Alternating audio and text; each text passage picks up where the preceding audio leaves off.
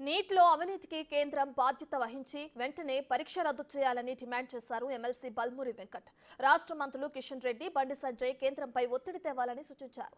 హైదరాబాద్లో ఇవాళ అన్ని విద్యార్థి సంఘాలతో స్టూడెంట్ మార్చ్ నిర్వహిస్తున్నట్లు తెలిపారు. దేశవ్యాప్తంగా నీట్ పరీక్ష జరిగిన విధానం కూడా దుమారం రేపుతోంది. విద్యార్థులు కూడా ఆరోపిస్తారు. ప్రస్తుతం ఇదే విషయంపై మనతో మాట్లాడడానికి ఎమ్మెల్సీ బల్మూరి వెంకట్ ఉన్నారు. చెప్పండి, నీటు విషయంలో పరీక్ష అవకతవకలు ఏమైనా జరిగాయా?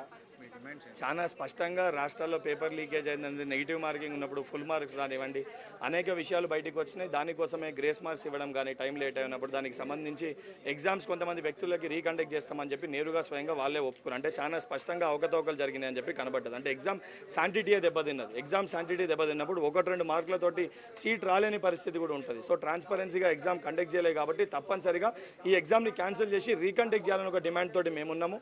ఇన్ని రోజులు ఏంటంటే అన్ని విద్యార్థి యువజన సంఘాలు పేపర్ లీకేజ్ అయినప్పుడు జూన్ 4కి వెళ్ళి దాదాపు ఒక 10 రోజులు ఏదైతే ఎవరి స్థాయిలో వాళ్ళం మేము పోరాటం చేసినాం, సరే కనీసం స్పందిస్తారు, వీళ్ళు ఈ సమస్యని పరిష్కరిస్తారని చెప్పి పట్టించుకోక ఇప్పటివరకు నరేంద్ర మోడీ గారు ఈ అంశం పైన మాట్లాడలే. కాబట్టి ఈ సమస్యని పరిష్కరించాలా. 24 లక్షల మంది విద్యార్థులకి, వాళ్ళ తల్లిదండ్రులకి అండగా తెలంగాణలో ఉన్న ప్రతి విద్యార్థి యువజన సంఘం వారికి అండగా ఉందని ఒక భరోసా కల్పించే విధంగా అన్ని విద్యార్థి యువజన సంఘాలు ఏకదాటిపైకి ఒక ఐక్యతతో వచ్చి రేపు ఏదైతే హైదరాబాద్ నడిబొద్దున హిమాయత్ నగర్కి వెళ్ళి ఏదైతే అంబేద్కర్ చౌక్ వరకు పెద్ద ఎత్తున ఒక ప్రొటెస్ట్ ర్యాలీని చేసి కేంద్రానికి ఒక హెచ్చరిక పంపిస్తున్నాము.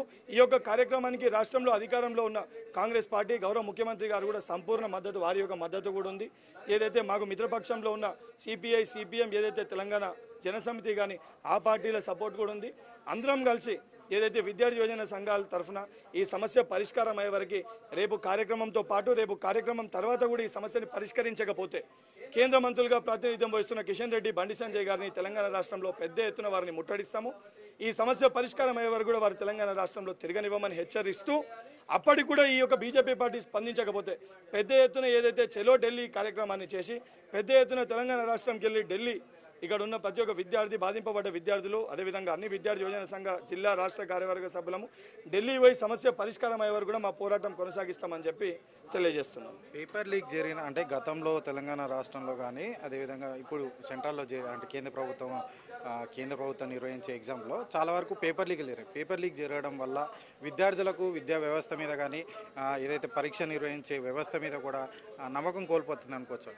100% నమ్మకం కోల్పోతారు. గతంలో టీఎస్పీఎస్సీలో పేపర్ లీకేజ్ అయినప్పుడు ఆ రోజు ఏదైతే ముఖ్యమంత్రి ఉన్న కేసీఆర్ గారు స్పందించకపోవడం వలన ఈ పేపర్ లీకేజ్లో 100% వారి హస్తం ఉంది కాబట్టి వారు స్పందించలేదు. సో కాంగ్రెస్ ప్రభుత్వం అధికారంలోకి వచ్చినాక టీఎస్పీఎస్సీ ప్రక్షాళన జరిగే వరకు ఏ ఒక్క ఎగ్జామ్ని కండక్ట్ చేయొద్దని చెప్పి యువకులు డిమాండ్ చేశారు.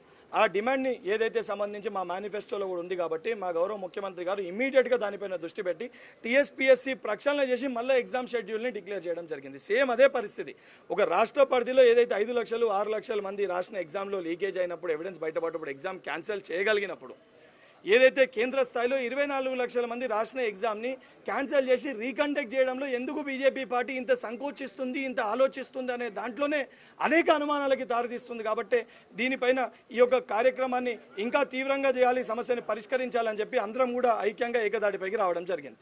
కానీ ఇటువంటి అవకతవకలు చేసి కొన్ని రాష్ట్రాలు, బీజేపీ పాలిట రాష్ట్రాలు ఎక్కడైతే ఉన్నాయో ఆడ పేపర్ లీకేజ్ చేసుకొని అక్కడున్న విద్యార్థులకు మటుకే న్యాయం చేసే విధంగా, అంటే బీజేపీ పార్టీకి అనుసంధానంగా లేకపోతే పైసలు తీసుకొని ఉన్న విద్యార్థులకి న్యాయం చేయడానికి ప్రయత్నం చేస్తే ఏదైతే సౌత్ పరిధిలో ఉన్న మన విద్యార్థులందరం కూడా నష్టపోయే పరిస్థితి ఉంటుంది.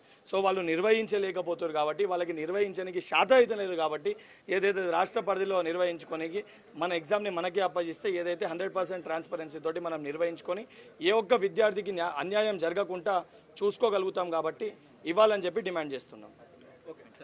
మొత్తానికి ఏదైతే నీట్లో ఖచ్చితంగా అవకతవకలు జరిగాయి, ఈ అవకతవకలపై కేంద్ర ప్రభుత్వం స్పందించాలి. తెలంగాణ రాష్ట్రం నుంచి ఎవరైతే కేంద్ర ప్రభుత్వంలో ఉన్నారో వారు కూడా స్పందించాలి. వారు స్పందించకపోతే ఖచ్చితంగా తిరుగుబాటు చేస్తాం, పెద్ద ఎత్తున ఉద్యమాలు చేస్తామని కూడా ఎన్ఎస్యుఐ అధ్యక్షుడు బల్మూరి వెంకట్ చెప్తున్నారు. కెమెరామెన్ వినోద్తో హరికృష్ణ, బిగ్ టీవీ, హైదరాబాద్.